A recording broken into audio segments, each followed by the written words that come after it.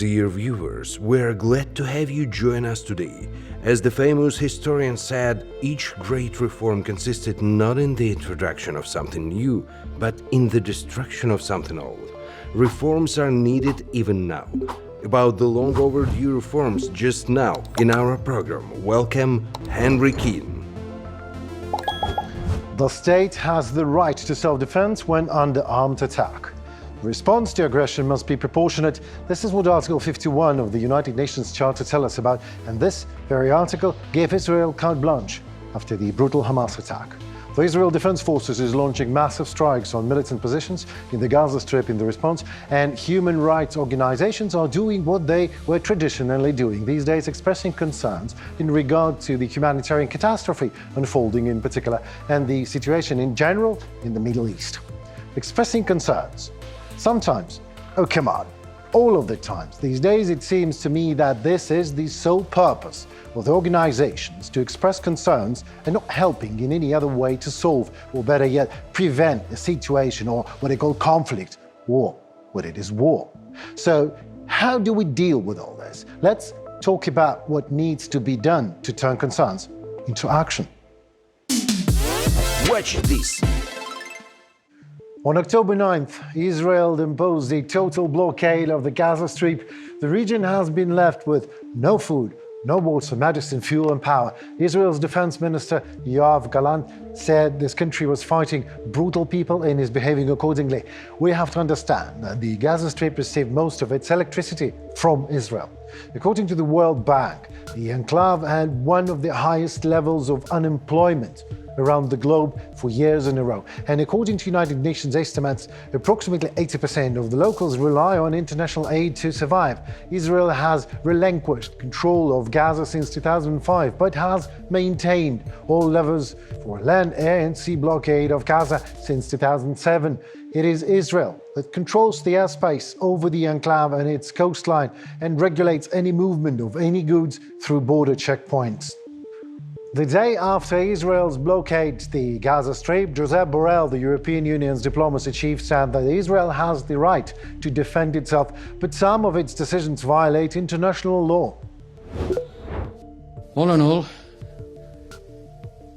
this barbaric and terrorist attack that has caused so many casualties, so many people being killed, that has provoked a reaction from the Israeli Defense Forces, which also will cause human suffering. We insist on that this has to be done according with humanitarian law, but Israel has the right to defend, but it has to be done accordingly with international law, humanitarian law. And some decisions are counter this international law. Following Borrell, the UN High Commissioner for Human Rights, Volker Turk, made a statement. We emphasized that the blockade of the Gaza Strip must be justified by military necessity, otherwise it can be regarded as collective punishment. Also, he added, there is a risk of serious complications to the already terrible situation with violation of human rights in Gaza. The Israeli defense minister called for a total siege of the Gaza Strip, caused a stormy reaction in the Human Rights Watch organization. They criticized such an initiative as a form of collective punishment. The organization's director in Israel and Palestine, Omar Shakir, called Gallant's comments disgusting and accused Israel of using the hunger strike as a weapon of war, and even called for the intervention of the International Criminal Court. Fabrizio Carboni, regional director of the International Committee of the Red Cross, called on both sides to reduce the suffering of the civilian population. After all, hospitals are at risk of turning into morgues, and the lack of electricity in the Gaza Strip puts at risk elderly patients who need oxygen and newborns whose lives are supported in incubators.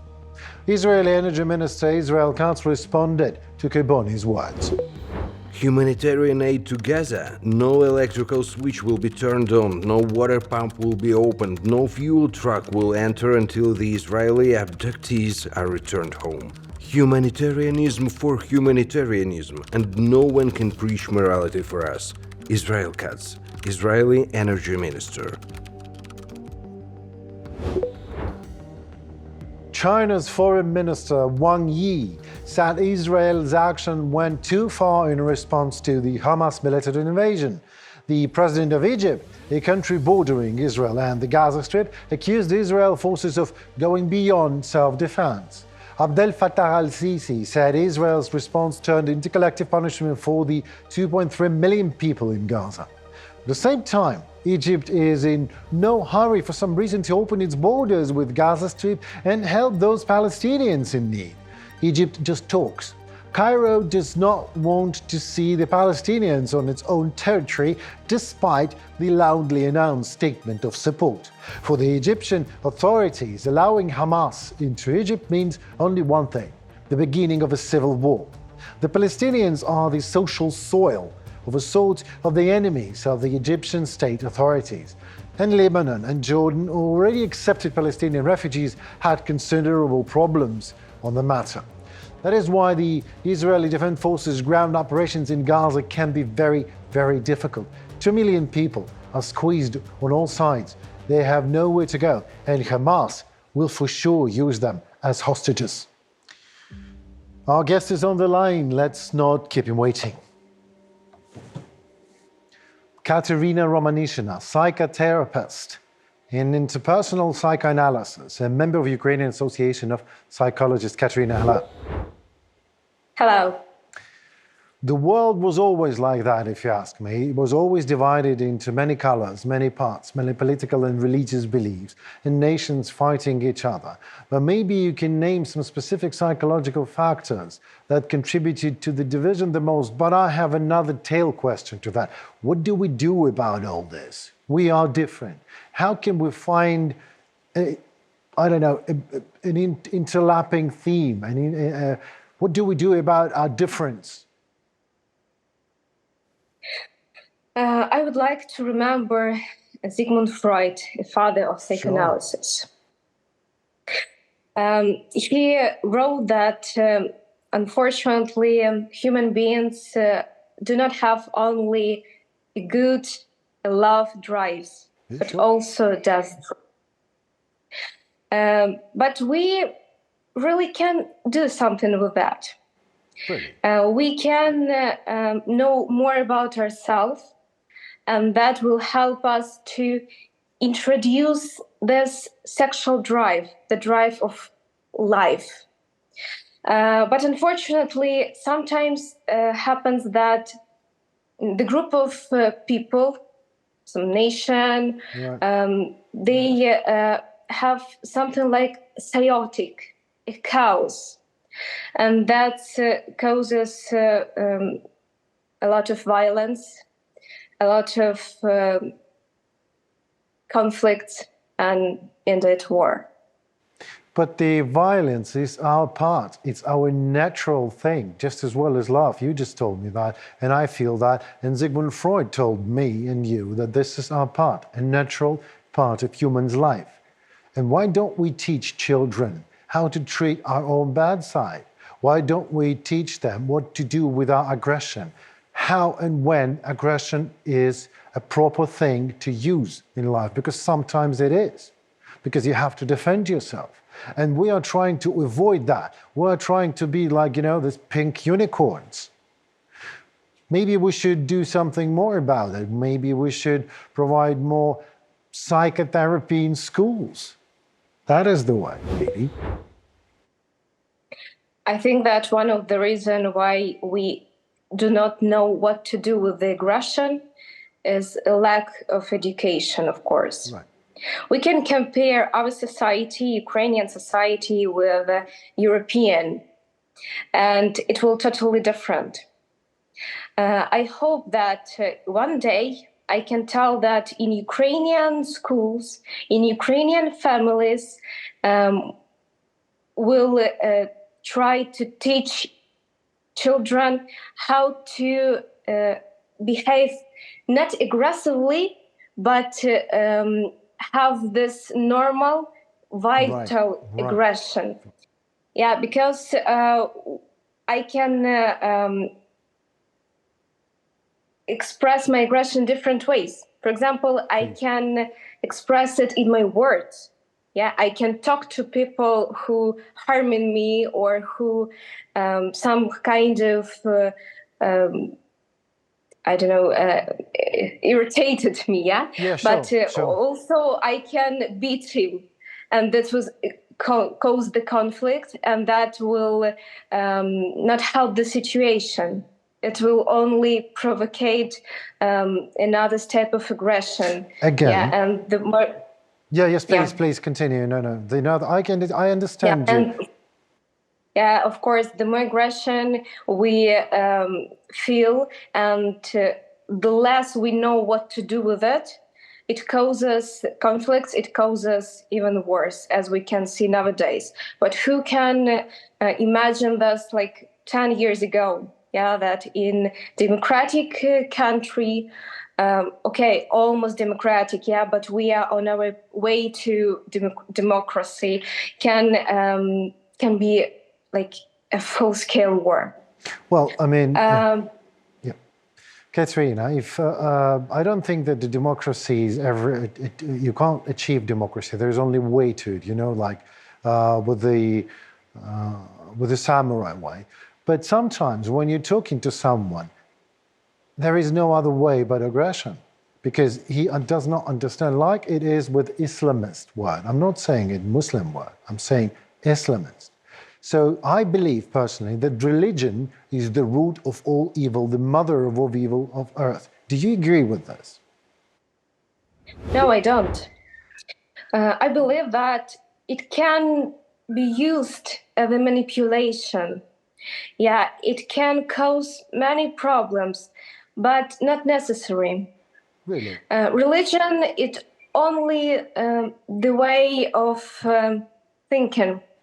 It's everything is about thinking. Come philosophy. on, Kateryna. Yeah, but if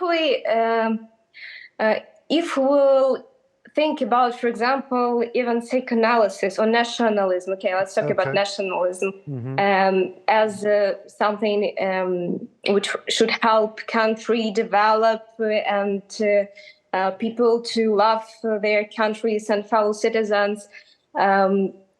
But we can also create another problem, which we saw, for example, with German nationalism, in before the Second World War.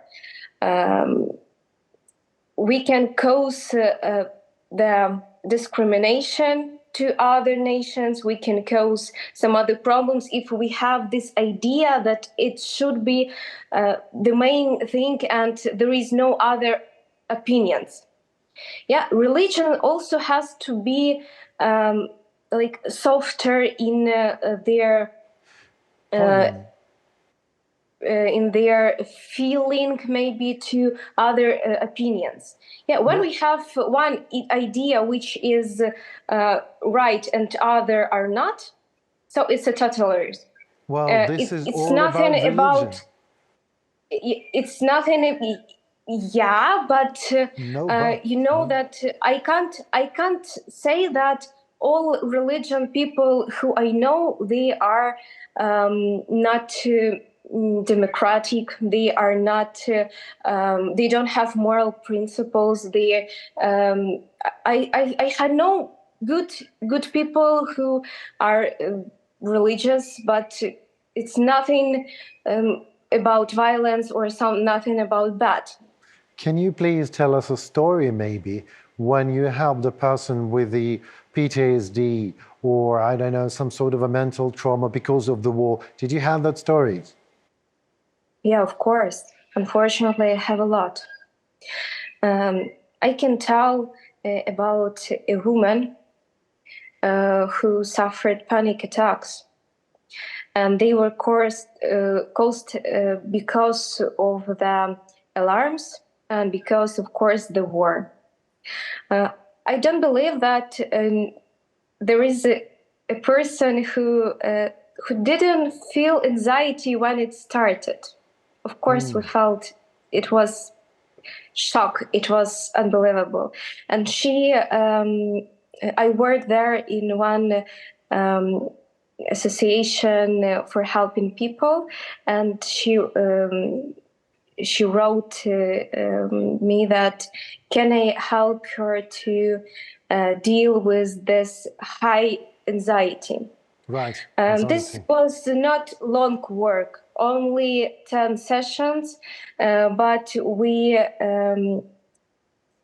tried to work with this high stress, and I just explained to her that it is very important to be in contact with your not only mental health, but it's also good too, but with your body also. That if you don't eat, don't drink, and so on, it also will cause many anxiety, because our psycho and our body is the same mechanism, the same organism. Right. And as a result, I think that her anxiety was quite low and pretty enough to go to work, to sleep better, and great, great achievement. What would you do? Can you give us, let's say, 3 main rules of life for the persons who are living in a war zone, in an absolute chaos and mayhem of what is going on, not only in the world, but say next door? Because sometimes people are witnessing things that they could never imagine they would be witnessing. But this is what is happening. This is our life. And there won't be any other life. Maybe you can squeeze all of your science rules to some 3 main rules. If you can provide our audience with this, that would be maybe of help. The first and the most important is to remember that you and the person in front of you are alive. So you should take this idea and to try to survive. Yeah, the first point, you have to survive. The second point is, of course, to try to find the better adaptation for yourself. For example, if a person can't leave the area where is bombing or something, I don't know, like army of another country and so on.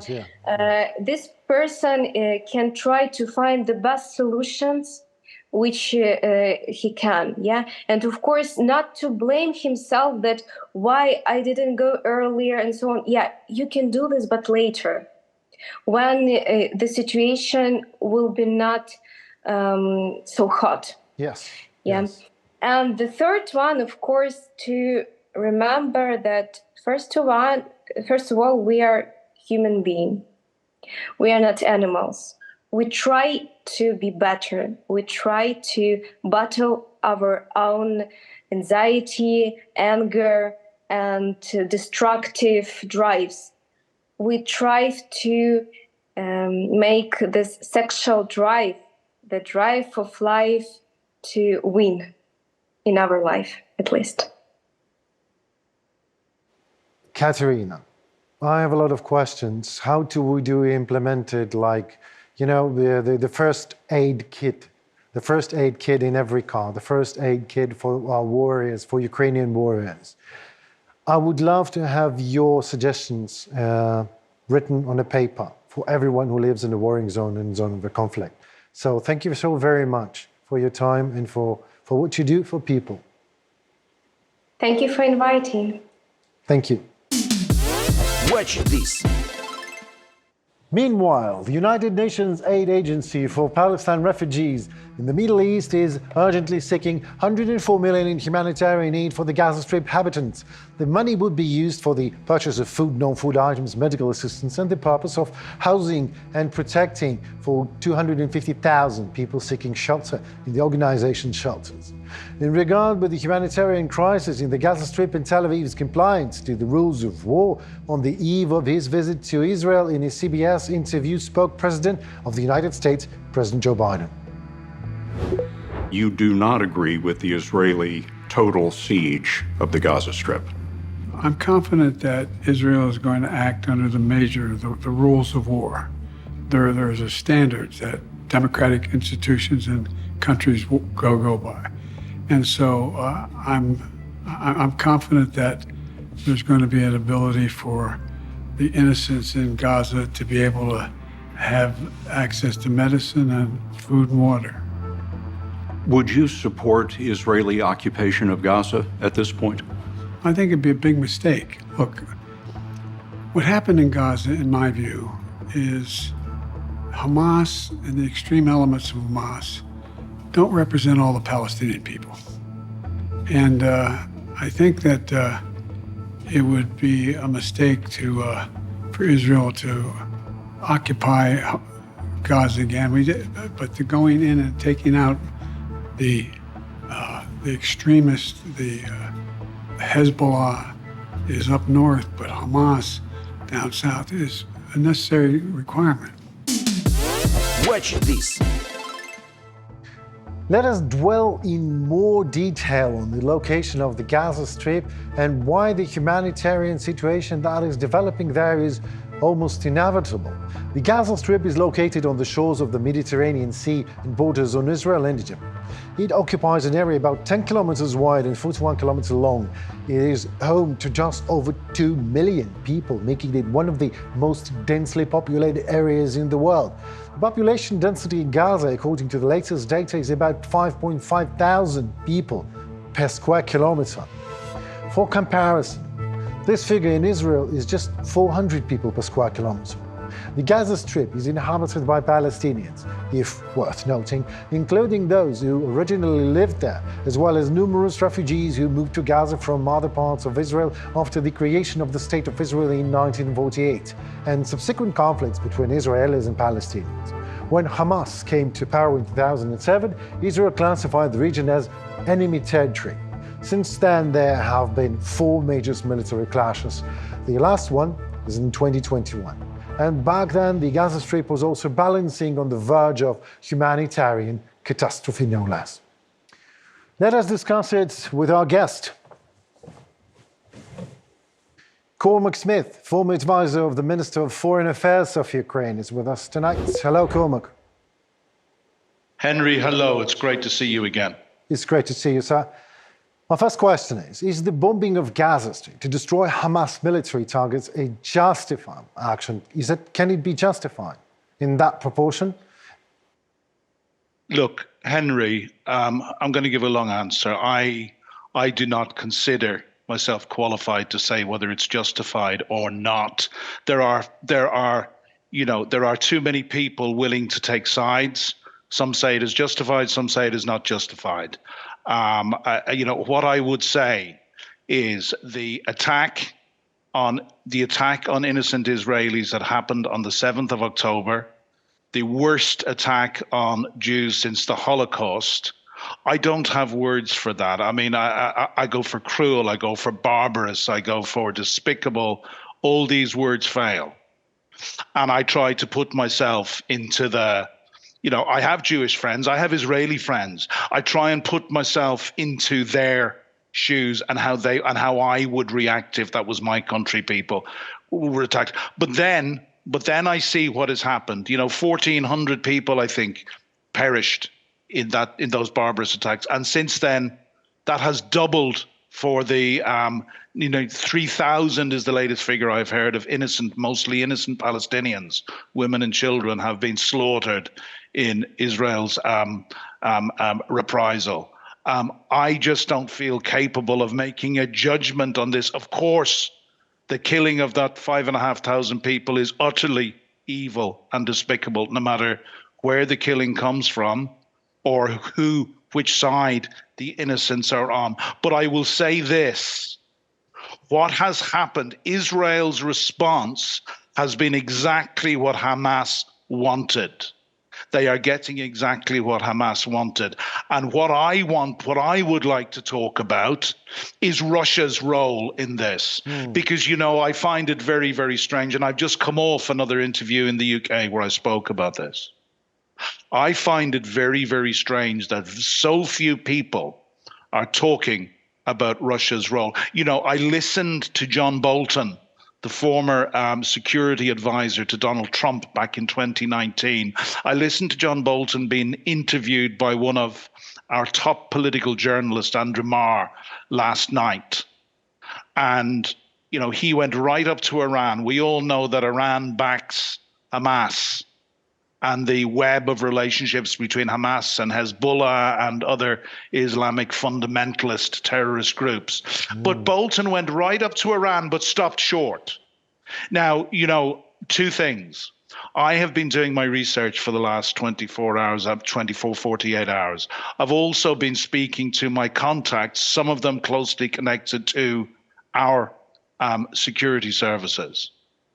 I have been told very, very clearly that the fingerprints of Russia and the GRU in particular, that's Russia's military secret service, if you like, military intelligence, are all over this attack and have probably been all over it for a year.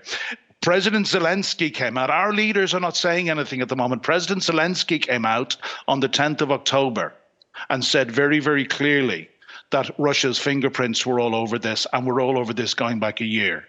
The level of the attack, we simply do not believe that Hamas had the capacity to carry out on their own. And let's look at one thing. There is what I would say at the moment, because I'm being very careful.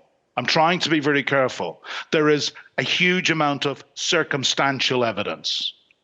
I believe that our various security services probably have more than circumstantial evidence, and in their time, they will decide when to come out with that. That's above my pay grade, right? But who is the only one to benefit from this horrible, horrible situation that is probably approaching? Vladimir Putin. The answer is easy. Yeah. It has taken the heat and the attention off Vladimir Putin. He's gone off to meet Xi. Most of the world don't even recognize, his no limits friendship partner in China, who, as I've said before, is standing back and waiting to see how this comes out. Russia is the greatest threat to the world order and to peace in our world that we have at the moment. Russia is currently doing the dirty work with her axis of evil and partners that Russia has in its pocket. I talk about Iran. I talk about North Korea. I talk about Syria under Assad, not the Syrian people. And I talk about Belarus, of course, under Lukashenko, certainly not the Belarusian people. Right. And we have seen the very, very worrying signs of the expansion of BRICS and how India is leaning and so forth, and how Brazil may be leaning. So, sorry, Henry, I just don't feel, no, the slaughter of innocent civilians is not justified, whether they're Palestinians or whether they're Israelis. But I just don't feel qualified to, at the moment, make a judgment no one can on be Israel qualified. Because, pardon me for interruption, but I don't believe anyone can say something about that. Whether it's justified, how can anyone say that it's justified? But maybe some feel it is justified. Maybe the members of the families in Israel, or the whole families that were slaughtered or beheaded or whatever. But your question was a perfect question about beneficiary, a perfect litmus question. Who's the beneficiary and all that? And we can clearly see not just the fingerprints, where you see Vladimir Putin handshakes Hamas in Moscow, in the Kremlin. So what kind of a fingerprint is that? What's next? Sorry, Henry, you know what? I'm just looking at my notes. Hamas leaders visited the Kremlin in March of this year. And again in September of this year, the Hamas Politburo chief, Ismail Haniyeh, was in Moscow. We might have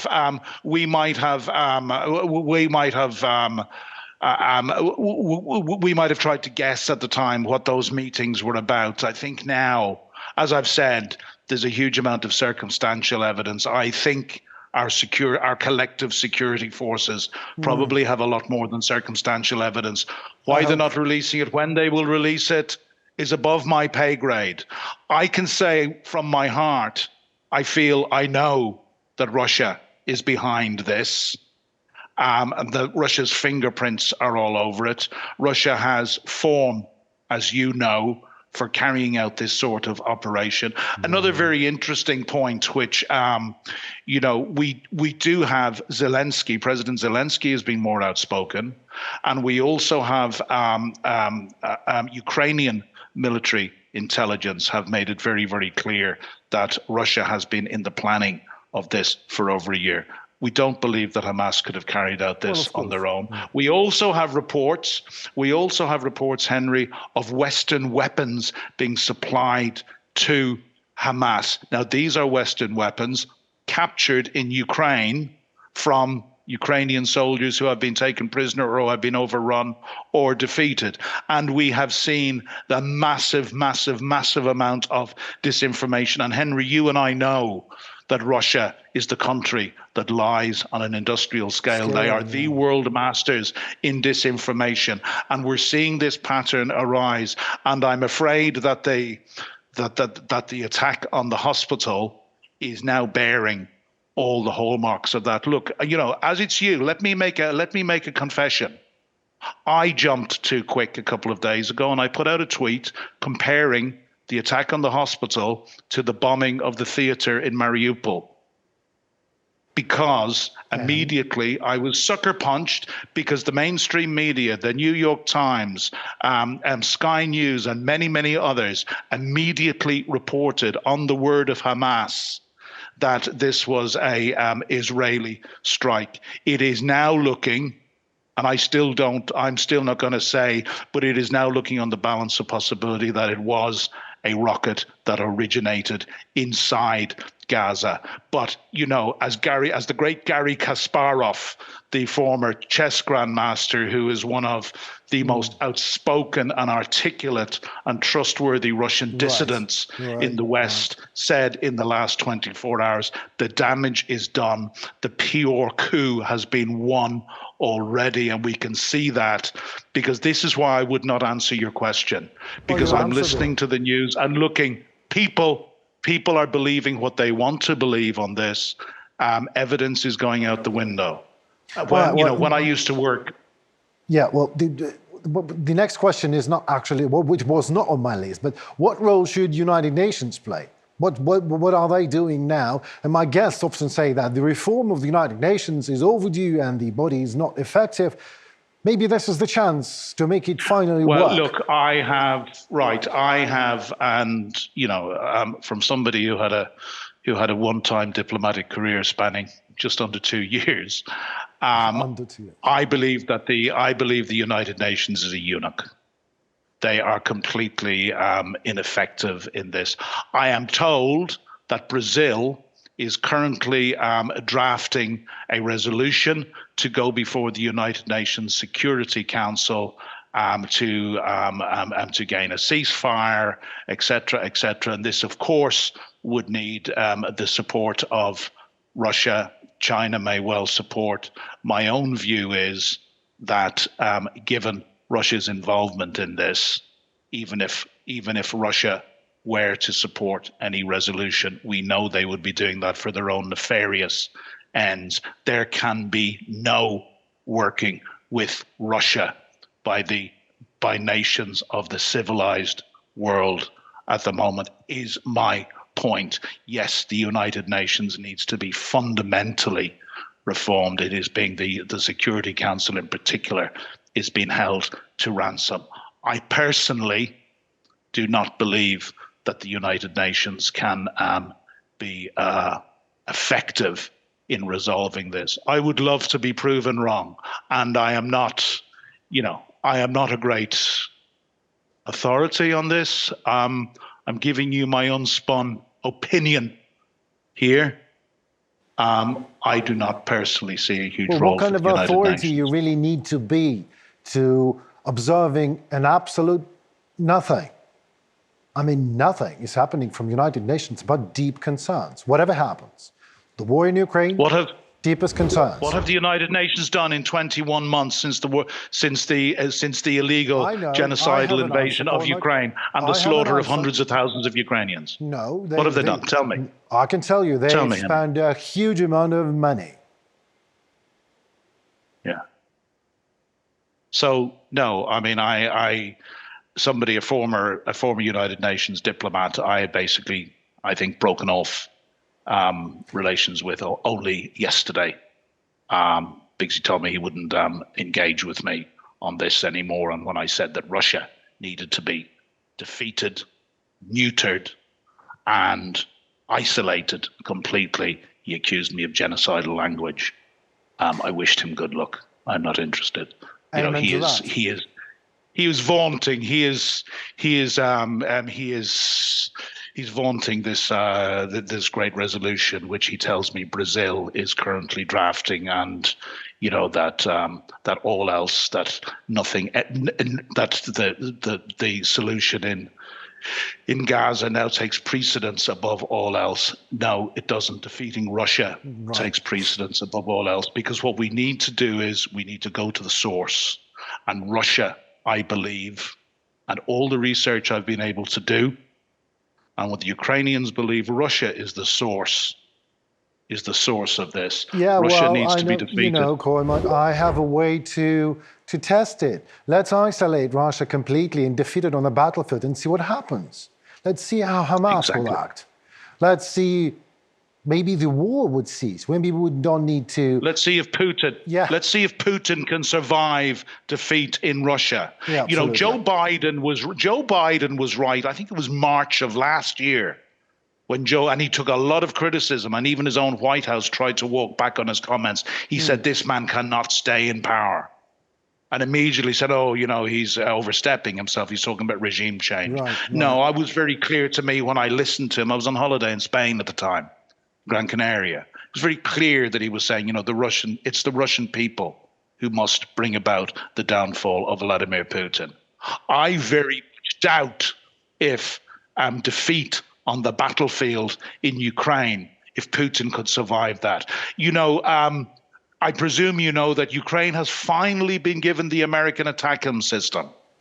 Oh, yeah, and you put it in a good use, right, in Berdansk, just by the way. But they've been putting them to good use already. But Henry, my point is that, as I made in my earlier interview, my point is this is a fact which has probably passed 99% of the world by. Something that Ukraine has been crying out for at least 18 months, along with the battle tanks, which they got thanks largely to the Brits. The Brits unlocked the logjam with the Storm Shadow. Germany, Scholz is still holding up on Taurus. We know Ukrainians are finally been trained to fly F-16s. Better late than never. True, but, that is true. You know, it's better late than never. But you know, my point, and I will debate anybody on this. My point is that the resolution to this is defeating Putin in Ukraine, and all else will flow from that. Thank you so very much, Cormac. Again, it was again a very lovely conversation with you. I just can't stop. I can't help myself. I want to talk for more with you, but we unfortunately have to go. It's an angry conversation for me at the moment, Henry, but it's always a pleasure. No, don't I argue. I mean, it's always a pleasure to join you. This is absolutely the proper tone you are using. So thank you so very much. Thank you. Watch this. And now I would like to talk a bit more on the United Nations Security Council matter, or rather issue. Let me remind you that this is a permanent body of the United Nations which is responsible for maintaining international peace and security. And now read my lips, international peace and security. So on October 9th, the United Nations Security Council met for an emergency meeting behind closed doors on the Hamas attack on Israel, and nothing. The venerable gathering did not find enough courage, intellect, empathy, or the lack of whatever virtue was the reason, but the Security Council of United Nations did not condemn the attack by Palestinian militants. You see, not all members of the Security Council voted pro, so the joint statement was never accepted. The further curiouser and curiouser as allies would have said. On October 17th, the Security Council meets again. This time, an international terrorist, Russia, proposes a resolution on a humanitarian ceasefire in Gaza. Once again, yes, it was Russia. The draft text called for a humanitarian ceasefire, the release of all hostages, assistance, and the safe evacuation of civilians, and all other copy-paste of Russian dirty deeds in Ukraine, actually. Of course, the Russian version of the resolution ignored Hamas terror. The document received 5 votes in pro, which were China, Gabon, Mozambique, Russia itself, and the United Arab Emirates, and 4 against France, Japan, Great Britain, and the United States, with 6 abstentions: Albania, Brazil, Ecuador, Ghana, Malta, and Switzerland. Linda Thomas-Greenfield, the US permanent representative to United Nations, said her country could not support the Russian draft resolution. Russia's resolution, put forward without any consultations, make no mention of Hamas. None. By failing to condemn Hamas, Russia is giving cover to a terrorist group that brutalizes innocent civilians. It is outrageous, it is hypocritical, and it is indefensible. On October 18th, the Security Council met again. Brazilian resolutions calling for a ceasefire were considered, and it mostly focused on the humanitarian situation in the Gaza Strip. Israel resolutely opposed such questioning. Israel's ambassador to the UN, Gilad Erdan, criticized the UN Security Council for still not condemning the barbaric attack by Hamas.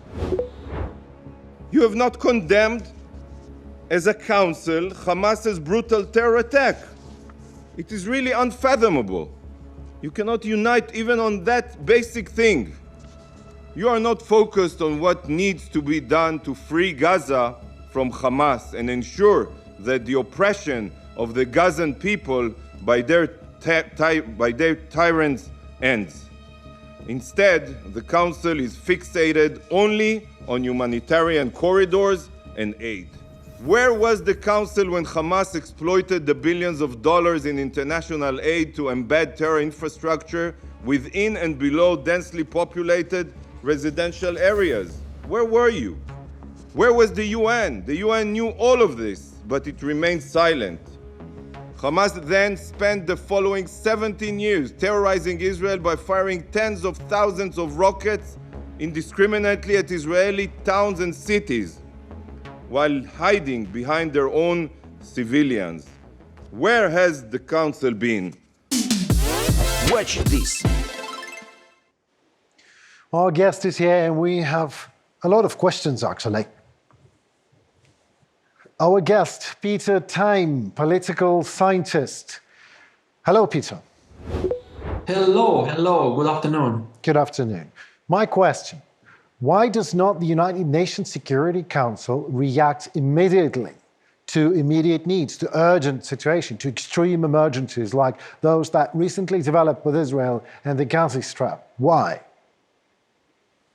Actually, I have no answer on that, because for me, and I think for many of my colleagues, not only in my country, but all over the world, is a big question. What is UN? What is this function? Why this place where different important people all over the world gathering? Why they coming together? And it's absolutely nonsense. At least after beginning of the military aggressive invasion of Russia in Ukraine. Right. Well, what do we do? What should the world do so that instead of that deep concern announcement and everything, something finally would happen, the action would follow, the impotent United Nations becomes potent and protects those in need? Any Viagra for United Nations? An idea? What could be the reason, the kick, the trigger for them to start acting? And what would you do, Peter? What would you do to wake these gathering up? I have no idea what to do, because for sure, especially after 7th of October, after invasion and conflict in Israel, when Hamas attacked Israeli territory. It's especially very difficult, especially after last night. What happened about all this media campaign against Israel, where Israel was accused in bombing of a hospital, what wasn't true. It means, for me, that there is a huge gap between two, let's say, two wings or two groups or two different groups of countries in our world. Those who we call civilization, Western modern civilization, and I don't know, other tribes or I don't know who. Right. It's a very big problem now at the moment. Right. I don't know how we're going to solve it. Well, maybe they don't know in United Nations either. I don't know. Maybe they don't have the instruments, the tools. But let's speculate on that. What do we do to extinguish the fire? Just what would you? No idea at all, as a political scientist. Okay, my personal opinion. I don't know. Is it realizable or not? But my personal opinion is, let's say this part of countries or who we call ourselves civilized or Western countries. We just should go to expel or to go out from UN, to say that we are not members anymore because we can't work in this organization. By the way, I think the same should be happen with another organization, with Red Cross, and also with International Olympic Committee. They're absolutely useless organizations at the moment, and even more. I would like to say that one is useless, but my opinion, they are absolutely corrupted. I don't know how many wagons, how many ships, how many suitcases with dollars, or I don't know, with euros or with rubles from Kremlin arriving every day to this organization, that this nonsense, what I'm listening, what I hear every day from these organizations, it's absolutely, it's awful. It's awful. It is, Peter. It's absolutely enormously awful. I don't have the proper adjective or a proper word, a proper term to say that we are just not ready for UN's in action. So what are you suggesting? What are you telling me? That maybe we should not be reforming United Nations, but the world should just leave it, just walk away from United Nations, leave the Russia presiding over empty Security Council, for instance. Maybe this is the way. If honestly, again, this is my very personal opinion. I'm just a one, let's say, person in a little country, Estonia, and my profession is it's political scientist. I'm not politician. I'm not a decision maker. But I think before 7th of October, there was like a hope or maybe ideas how to reform UN. After 7th of October, I think this organization has to be stop its existence.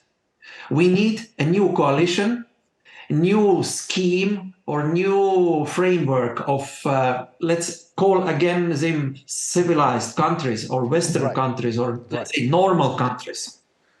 Well, yeah, I absolutely with you. I'm following you. I understand you, and I can only say amen to that. Because when Russia is presiding the Security Council, it is not just ridiculous and absurd. I believe it's kind of insulting. So when I was in New York, I've seen a journalist. I've heard her asking a question to our president, Vladimir Zelenskyy. Mr. President Zelenskyy, what would you do if at the Security Council, if Russia would be there and Russia was there? And the President Zelensky's answer was swift and very logical. He said, I am the president of Ukraine. So my job and my goal is to deliver the vision of Ukraine to our partners, no matter what. And this vision is delivered by me, by you, by the media. And maybe we don't need United Nations Council, the United Nations at all, if they cannot reform itself to a level that they can finally react and do something about the world literally falling apart. Yeah, absolutely. Great, agree it's with great you. to hear that. So what do we do next? Maybe there is a need to create a new organization that will be capable of addressing the existing challenges in time and overcoming them, since the United Nations is not able to do that. If we, the world, would be forming that organization, do you think this is the right time, the proper timing for this? Absolutely right time first. And second, actually, nowadays, at least in Russian language sphere of YouTube, of media, I hear almost every day many experts saying words which is not, let's say, not parliamentical words, metal balls or proper balls. It means, in this case, I hope very much that leaders of Western coalition, of Western civilization, of Western normal countries, they have enough balls to do it, to form a new coalition, new framework, new organization, doesn't matter how we call it, new organization, new structure, to avoid us from force. I express force, a world war. Let's call the organization Balls.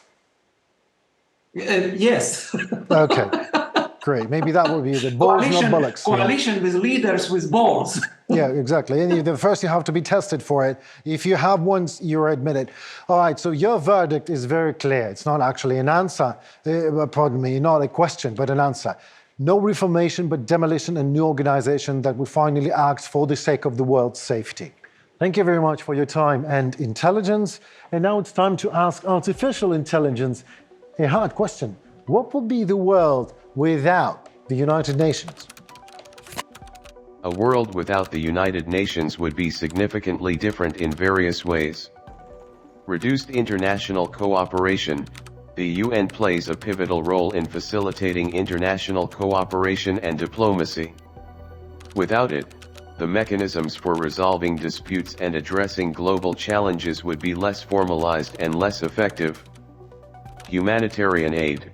The UN coordinates and delivers humanitarian assistance to people affected by conflicts, natural disasters, and other crises. A world without the UN would struggle to respond effectively to humanitarian needs, potentially resulting in more suffering. Peacekeeping. UN peacekeeping missions help stabilize and rebuild countries affected by conflicts. The absence of these missions might lead to more prolonged instability in post-conflict regions. Global health. Organizations like the World Health Organization, a UN agency, play a crucial role in global health governance. The lack of the UN would hinder the international response to pandemics and other health crises. International law. The UN is a key contributor to international law. Its absence could result in less codified international law and fewer mechanisms to enforce it. Development goals. The UN's Sustainable Development Goals set ambitious targets for global development. Without the UN, achieving these goals would be more uncertain. Overall, the UN plays a vital role in addressing global challenges, promoting peace, and upholding international law and human rights. A world without the UN would likely be less stable, less cooperative, and less capable of addressing pressing global issues Even less stable than what we have now? Oh my God. In order for the United Nations Security Council to pass a resolution, a proposal must receive at least 9 votes pro. With none of its 5 permanent members, China, Russia, France, Great Britain, and the United States opposed or vetoed. The effectiveness and role of the United Security Council in maintaining international peace and security is increasingly being criticized. Well, for obvious reasons, the issue further exposed by the Russian Federation full-scale invasion of Ukraine. Saving future generations from war is the goal that has been set for the United Nations by its founders, who survived the devastating consequences of 2 previous world wars. And what do we see? A soap bubble, big and expensive one, and absolutely incapable of fulfilling any of its core obligations. The Security Council reacts to world events in various ways: by condemnation, establishing facts, procedures for confirming resolutions, and statements of General Assembly, decisions of the UN Security General, etc., etc. In addition, the UN Security Council has the authority to create peacekeeping missions. Creation is the key to the Council, of course. However, the question of the actual effectiveness of these methods remains controversial to this day. It is no secret that the Russian Federation's war against Ukraine violates the goals and principles defined in the UN Charter since its signing in 1945. The first steps of the UN Security Council to prevent war in Ukraine should have been a concern of Russia's annexation of Ukrainian Crimea in 2014. However, the UN's weak body did not find enough effectiveness to act. A number of experts believe that, in fact, the UN Security Council not only failed, but did not ever have any ability to prevent the annexation of Crimea, since the design of the UN did not provide for such mechanisms at all. On March 13, 2014, the Verkhovna Rada of Ukraine supported the appeal to the United Nations, which noted the following: the Russian Federation is attempting the annexation of parts of the territory of Ukraine and will resort to an unprovoked act of aggression. Even back then, it was obvious that Russia's actions contradicted not only international security standards, but also actual bilateral treaties, as well as spirit and letter of Ukraine's international guarantees, as set out in the Budapest Memorandum. In response to the appeal, the United Nations initiated a discussion of the issue and a resolution on the issue of Crimea in Ukraine. However, despite the fact that the majority of Security Council members, 13 countries that is, supported the resolution, the Russian Federation, using its veto power as a permanent member of the Security Council, blocked the Security Council decision UN to resolve the Ukrainian crisis. I can understand Russia, actually. It is a brute in civilized disguise and nothing else. But I cannot understand the Security Council, which is inclined to listen to the voice of an aggressor while attempting to resolve the issue of the aggression. Putin must have had a good laugh that day watching the UN session. Even back then, it should be clear to everyone the incapacity of United Nations and indeed for reform. The Russian Federation, even after large-scale military aggression, the genocide of Ukrainians, threats to the whole world with nuclear war, and the recognition of Russia as a terrorist country by many countries, as of 2022 still remains a member of the UN Security Council. The UN's failure to do as little as exclude brutal aggressor Russia as a permanent member points out to the organization's excessive bureaucratization and absolute ineffectiveness in preventing and resolving conflicts.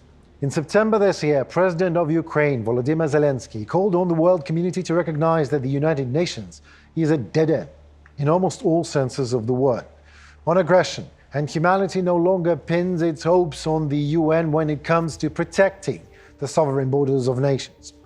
Zelenskyy emphasized that everyone who wants to ignite a war must see even before their fatal mistake that they will lose if that happens. So, 3 specific steps that Vladimir Zelenskyy proposed on the path to reforming the organizations. First, it is necessary to give the United Nations General Assembly the right to override a veto, subject to the participation of 2/3 of the vote, which will reflect the freedom of nations from Asia and from Africa and from Europe and from both of Americas and from Pacific Ocean region, by the way, a global qualified majority. The veto can actually be overridden, and such a resolution of the General Assembly must be binding on all member states. The second step is to expand the representation of nations on the Security Council. The African Union should be here permanently. Asia deserves greater permanent representation. Germany deserves a place among the permanent members of the Security Council. Latin America should be represented here also permanently, and the countries of the Pacific Ocean region just as well. The third step is we need a system for preventing aggression due to early response to actions directed against the territorial integrity and sovereignty of states. In particular, these are powerful sanctions against the aggressor. Anyone who starts a war must see what is at stake. The issue of applying preventive sanctions should be brought before the UN Security Council automatically when any member of the General Assembly declares a threat of aggression. Watch this. The world just needs, it's craving for changes. We will definitely talk for more about that in our next episodes, but for now I must say my goodbyes for you. Please find us in the network all around the world. Comment, like and subscribe. See you soon.